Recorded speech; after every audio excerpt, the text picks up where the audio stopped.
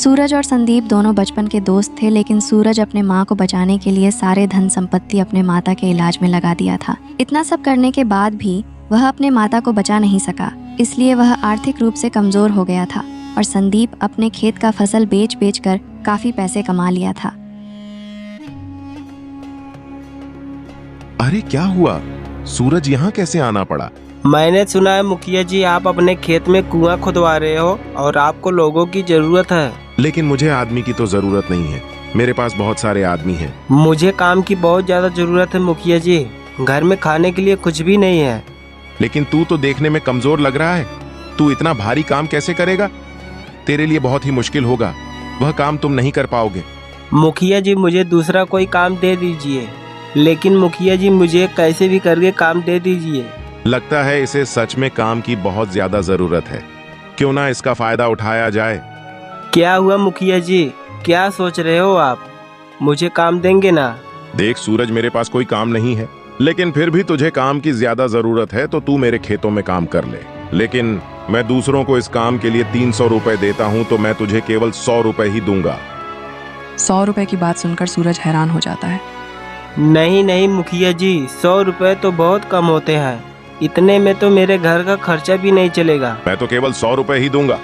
अगर तुझे काम करना है तो करो, वरना यहाँ से चले जाओ। मुखिया की आवाज सुनकर सूरज उदास होकर अपने घर वापस लौट जाता है।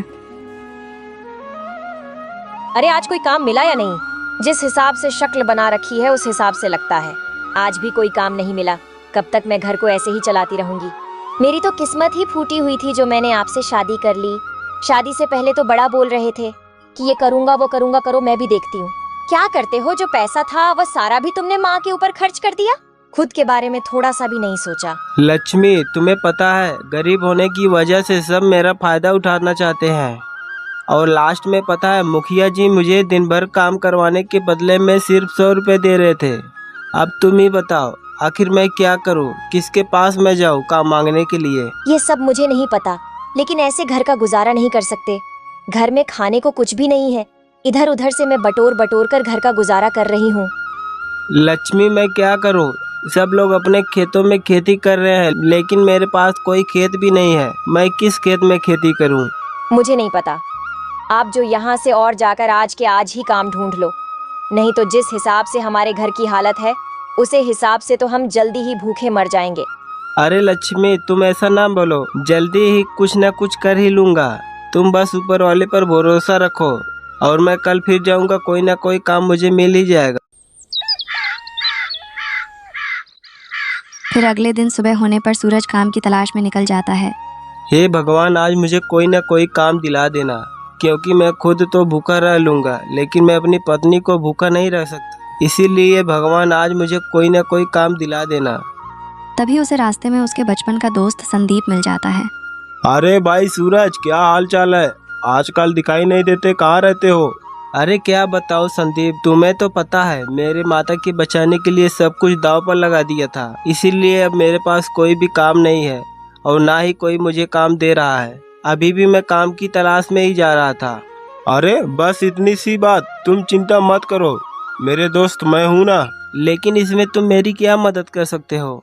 मैं गांव की जमीन बेचकर शहर जाने की सोच रहा था, लेकिन तुम अब मेरी जमीन पर खेती कर लो और जो भी मुनाफा होगा अपन दोनों आधा आधा बांट लेंगे। क्या तुम सच कह रहे हो? तुम कल से ही काम पर लग जाना, फिर देखना तुम्हारी सारी परेशानियां कैसे दूर होती है। संदीप तुम सच में मेरे बहुत अच्छे दोस्त हो, तुम्हारा बहुत बहुत धन्यवाद। फिर सूरज खुशी खुशी अपने घर लौट आता है। घर पहुंचकर सूरज सारी बात अपनी पत्नी को बताता है। फिर अगले दिन से ही सूरज संदीप के खेत में काम शुरू कर देता है। ऐसे ही कुछ महीने बीत जाते हैं और फसल तैयार हो जाता है।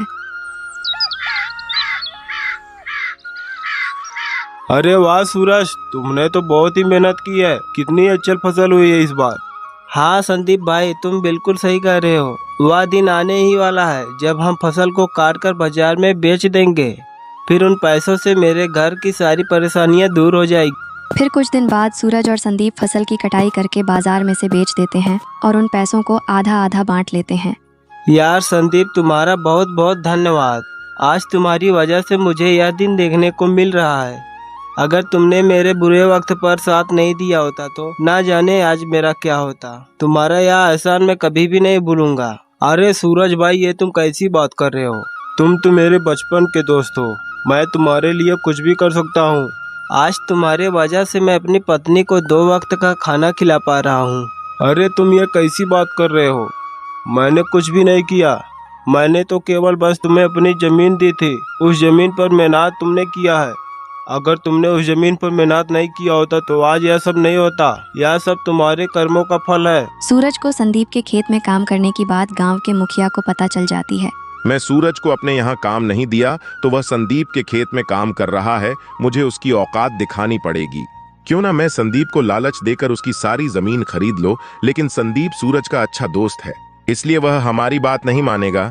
लेकिन कोई बात नहीं, जमीन की बात मैं सीधा संदीप की पत्नी से करूंगा। लगता है संदीप इस बार भी अपनी फसल गांव के मुकाबले सबसे अच्छी फसल होगी। अरे सूरज, क्यों नहीं अच्छा होगा? सब तुम्हारी मेहनत का फल है। सूरज और संदीप दोनों बातें कर ही रहे थे और उधर गांव के मुखिया संदीप के घर चला जाता है। अरे राधिका बेटी, क्या हाल है? आपके पिताजी कैसे हैं? अरे मुखिया जी, आप यहाँ बताइए क्या बात है? आपका यहाँ कैसे आना हुआ? राधिका बेटी, मेरी बात का बुरा मत मानना। मैं कह रहा था कि तुम संदीप को समझाओ, ये जमीन मुझे बेच दो और अपने परिवार को लेकर शहर चले जाओ। वैसे भी गांव में पढ़ा ही क्या है, ना ही यहाँ कोई अच्छा स्कूल है, ना है यहाँ कोई अच्छा हॉस्पिटल है और ना ही किसी चीज की सुविधा है। तुम तो पढ़े लिखी हो, तुम यहाँ गांव में क्या कर रही हो? संदीप को समझाओ और शहर चली जाओ। अब वो नहीं मानेंगे क्योंकि उनका दोस्त अब हमारे खेत में खेती कर रहा है। मैं इसीलिए तो कह रहा हूँ। मुझे पता है संदीप मेरी बात नहीं मानेगा। अगर तुम उसको समझाओगे तो वह जरूर मान जाएगा। और तुम दूसरों के बारे में सोचने से पहले खुद के बारे में सोचो ना। सोच लो, मैं उसे जमीन की बहुत अच्छी कीमत दे सकता हूँ। अगर यह मौका तुम्हारे हाथ से चला गया तो दोबारा देख लेना भाई, नुकसान हो सकता है। अब मैं क्या करूँ? वह जमीन को नहीं भेजेंगे क्योंकि उसकी वजह से ही उनके दोस्त का घर चल पाता है और वह अपने दोस्त को भाई से भी बढ़कर मानते हैं। अरे राधिका बेटे, तुम कैसी बच्चों वाली बातें कर रही हो? आज के समय में सगा भाई भी अपना नहीं होता, जबकि वह तो संदीप का दोस्त है। और तुम्हें तो पता ही है संदीप बहुत सीधा है, इसीलिए सूरज ने उसे अपने बातों में फंसा लिया है। तुम्हें पता है, इनके जैसे लोग किसी के भी नहीं होते, मौका देखकर सब लूट लेते हैं। मुखिया की बात सुनकर राधिका सोच में पड़ जाती है। लगता है राधिका मेरे जाल में फंस गई। अरे क्या हुआ राधिका बेटी, किस सोच में पड़ गई? देख लो, मैं उसे जमीन की बहुत अच्छी कीमत दे रहा हूँ। हाँ मुखिया जी, आप बिल्कुल सही कह रहे हो। मैं आज शाम को ही उनसे इसके बारे में बात करती हूँ। फिर मुखिया वहाँ से चला जाता है और शाम होने पर संदीप अपने घर आता है। सुनो जी, अब मुझे यहाँ गांव में नहीं रहना क्योंकि यहाँ नहीं कोई अच्छा स्कूल है, ना ही अच्छा हॉस्पिटल। मुझे यहाँ नहीं रहना, इसीलिए आप अपनी जमीन को बेच दो और शहर में एक नया घर खरीद लो। यह सब तो मैं भी सोच रहा था, पर राधिका तुम्हें तो पता है ना, उस जमीन पर सूरज खेती करता है। उसका घर अपने खेत में काम करने से ही चलता है। वह सब तो ठीक है, लेकिन आपको पता है गांव की मुखिया जमीन की मुंह मांगी कीमत दे रहे हैं, तो फिर आप जमीन को भेज क्यों नहीं देते? ऐसा मौका बार बार कहाँ मिलेगा? लेकिन राधिका, मैं अपने दोस्त को ऐसे धोखा नहीं दे सकता। वह मेरा दोस्त नहीं, भाई है। अगर मैं अपना खेत बेच दिया तो वह बेचारा किसके पास काम करेगा? बड़ी मुश्किल से बेचारा 2 वक्त की रोटी खाता है। वह हमारी तरह अमीर नहीं है। आप कब तक उसके बारे में सोचोगे? अपने कुछ के भविष्य के बारे में भी सोचो। यहाँ ना तो कोई अच्छी स्कूल है, ना कोई हॉस्पिटल है और यहाँ खेती बाड़ी के सिवा दूसरा काम भी नहीं है। आप क्या अपने दोस्त के लिए अपना आगे का भविष्य खराब करेंगे? राधिका, तुम कुछ भी बोलो, लेकिन मैं अपने दोस्त को इस तरह धोखा नहीं दूंगा। अरे आप तो हमेशा से ही बोलते हो। आज आप उसकी वजह से बहसबाजी कर रहे हो। कल वह आपकी जमीन पर कब्जा कर लेगा, तब आपको मेरी बात समझ में आएगी। मेरी बात मानो तो आज जमीन अपने गांव के मुखिया को बेच दो। आप खुद तो सोचो, वह सूरज कितना चालू है। जमीन भी अपनी, बीबी अपना, बाकी खर्च भी अपने, फिर भी आधा हिस्सा आप उसे दे देते हो। आप खुद ही देखो, यह मौका सूरज को मिलता है तो क्या हुआ आपके बारे में सोचता? मुझे लगता है राधिका बिल्कुल सही कह रही है। जमीन बेचकर मैं और पिताजी और राधिका तीनों शहर चले जाएंगे। हमें वहाँ सभी प्रकार की सुविधा भी मिल जाएगी। वैसे भी इससे बढ़कर सब मेरा परिवार है। मैं कल ही सूरज को अपने खेत में काम करने के लिए मना कर दूंगा और कल ही मुखिया जी के यहाँ जाकर जमीन बेच दूंगा। क्या हुआ जी, क्या सोच रहे हो आप? मुझे लगता है राधिका तुम बिल्कुल सही कह रही हो। मैं कल ही अपनी जमीन को मुखिया को बेच दूंगा। फिर अगले दिन सुबह होने पर संदीप सूरज से मिलने के लिए खेतों में जाता है। आओ आओ संदीप भाई, मैं तुम्हारा ही इंतजार कर रहा था। तुम्हें याद है ना, आज शाम को तुम्हें अपने परिवार को लेकर मेरे घर आना होगा। नहीं नहीं, मैं तुम्हारे घर नहीं आऊँगा, और मैं यह बोलने आया था कि तुम कहीं और काम कर लो, क्योंकि मैं और राधिका और मेरे पिता चाहते हैं कि जमीन बेचकर हम सभी लोग शहर चले जाएं। और देखो सूरज, मैं अपने परिवार के खिलाफ नहीं जा सकता। अरे संदीप भाई, यह तुम क्या बोल रहे हो? अगर तुम यह जमीन बेच दोगे तो मैं क्या करूँगा, क्या होगा मेरा? मुझे थोड़ा सा समय दे दो, मैं कहीं और जाकर काम ढूंढ लूँगा। नहीं नहीं सूरज, मैं आज शाम को ही मुखिया के यहाँ जाकर जमीन को बेच दूंगा, और फिर हम सब जल्दी ही शहर चले जाएंगे। और देखो, मैं तुम्हारे लिए जितना कर सकता था तुम्हारे लिए उतना किया, और अब मैं इससे ज़्यादा तुम्हारे लिए कुछ भी नहीं कर सकता।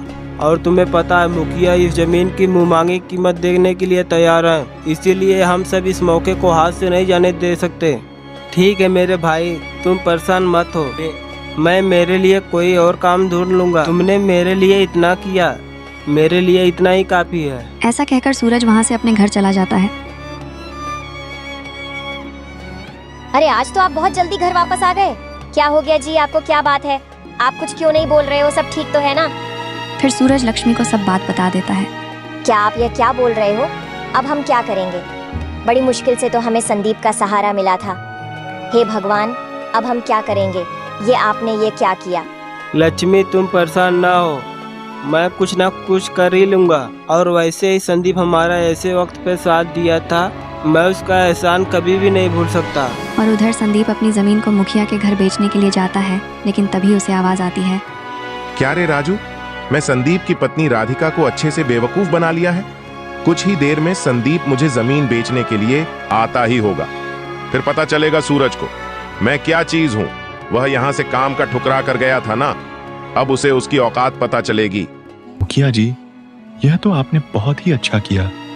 और संदीप की जमीन वैसे भी बहुत उपजाऊ है, और मैंने सुना है इस बार संदीप की जमीन पर सबसे ज्यादा फसल हुआ है। राजू और मुखिया की सभी बातें संदीप बाहर से सुन लेता है, तो वह वहां से सीधा अपने दोस्त सूरज के यहाँ जाता है। सूरज मेरे दोस्त, तुम मुझे माफ़ कर दो। मैंने तुम्हें अपने खेतों में काम करने से मना किया था, तुमसे तुम्हारा काम छीन लिया। मुझे माफ़ कर दो मेरे दोस्त, मैं पैसों के आगे अंधा हो गया था, और यह सब मेरी पत्नी मुझसे करवाने वाला गांव का मुखिया का काम है। मुझे माफ़ कर दो मेरे दोस्त, मुझे माफ़ कर दो। जाने अनजाने में मुझसे बहुत बड़ी गलती हो गई, मुझे माफ़ कर दो सूरज। मेरे दोस्त, वह कहते हैं ना, सच्चाई के रास्ते पर चलने वाला कभी भी बुरा नहीं होता, सच्चाई की हमेशा जीत होती है।